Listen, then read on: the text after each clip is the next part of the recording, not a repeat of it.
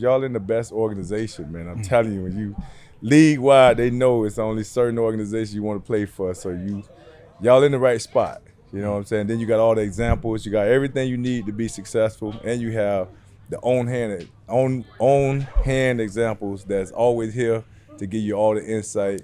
And so, if nobody has success here, it's their fault. For sure. Sure. You always, I mean, when you texted me the other day, and you were just like, yo, man, you said the same thing. You was like, yo, you playing for a top organization. You're in the best organization in the world. Obviously, you haven't played here, play Arizona throughout your travels. Obviously, you met, talk, you know what I'm saying, linger with everybody. Speak on just the different things about this organization that make it special. It's like family. That's one thing, you really feel the family. And then all the way through when you're playing, and then now that, everybody's career is over, it's still family. And it's like, we just got Dwight Freeney in the Hall of Fame. So Right. Shout out to Freeney. It was a big celebration, like everybody came together and everybody stay in touch. Yeah. And then you just reflect on how much work you put in, how hard it was. Me and Marv, we were on the plane together, we was talking about how hard we used to work at practice to make the game easier. And it's just those things right there that's already in you, and then you kicking them down to your children. And then when you get a chance to come out here with y'all, it's like, look, dog, all you got to do is do this. The game is too easy. The game's super easy. You just put in that work, and then you go have fun on Sundays. 100%. Hey, I ain't gonna lie, Edge. Your reputation, your name, very strong in the indie circles. Yeah. Everybody know how you used to carry it, how you know what I'm saying, the respect. It lingered. Talk about how, as obviously coming from Miami, me and Speed, we talked a lot about, when we come to Indianapolis, it's a little bit of a culture shock, kind of getting to learn and getting used to, just a Midwest environment. I didn't even know where Indiana was when I got drafted. No lie. I ain't gonna cap with you. But talk about how when you got here, how the city embraced you, how you embraced the city. Like, what was that like? You know what I mean? Just kind of making sure that you was turning the city up as y'all was turning up on the field. You are who you are. I don't care where you at, and Edge gonna be Edge, and that's one thing that anybody that knows me, I'm always gonna be myself.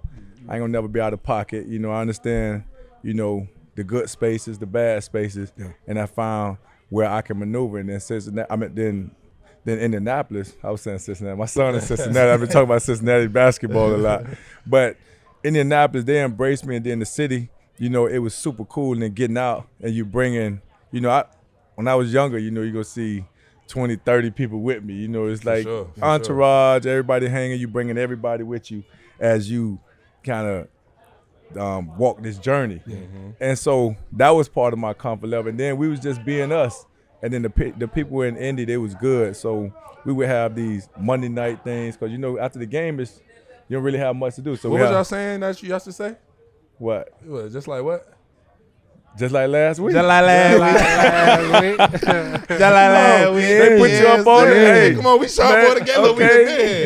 Y'all been in the lab, but that's how it goes. Like every week, man. Cause like when you winning, it just builds momentum, and you don't want to go back to that. Yeah, feeling. speak on that confidence of the team and how the team feel when y'all rolling. Then 1 3 in a row, 4 in a row, man. keeping that ball rolling. The Coach Dungy, he kept everything in perspective, and so you look forward to. Like, you playing for that home field advantage, and you playing for the playoffs from the beginning. You never lose back-to-back. Always division games, you got to really take them serious. And once November hit, it's Victory Monday. Yeah. So it's like, man, you can, like, we can go down the schedule. We're going to book our flights. We're going to book our flights. And that just shows that confidence. Like, you manifest those things because you're like, man, we got to put our work in because, man, we don't want to have to come back and go to the building on the day that we had the opportunity to not go. So a little stuff like that, it just kept you going. And you had, as a team, you had where everybody got together, everybody hung out. Everybody come from different walks of life, but you're gonna find your pocket. And I'm nightlife outside pocket. So that boy outside. Yeah, and it connected.